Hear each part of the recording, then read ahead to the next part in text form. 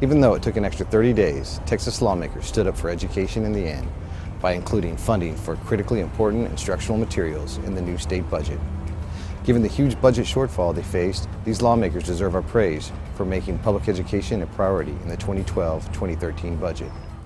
Texas Curriculum applauds the governor and the legislature for its leadership and for working so hard throughout this budget crisis to fund classroom basics, which will all be delivered straight to Texas classrooms.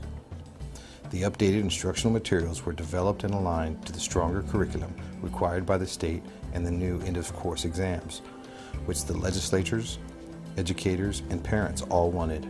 In House Bill 1, lawmakers budgeted $300 million for new digital and print instructional materials in the subjects of English language arts, including handwriting, spelling, and English as a second language. This new material will replace supplies that were up to 18 years old.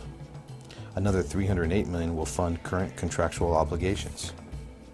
A supplemental budget bill allocated another $184 million for the newly aligned pre-K materials, all digital supplemental science materials, as well as materials for new students who will enter Texas schools.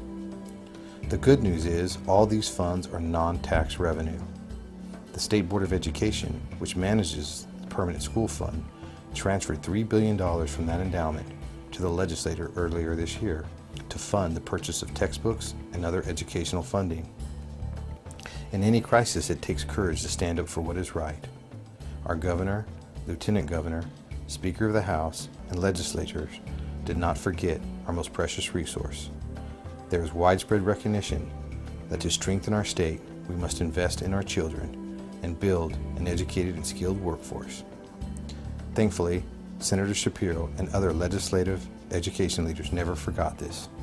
On behalf of TexasCurriculum.org, we'd like to thank all the educators, parents, and advocates who stayed engaged with the legislature to ensure that this critical part of the educational budget was funded and that our instructional materials match the higher standards that we all fought for.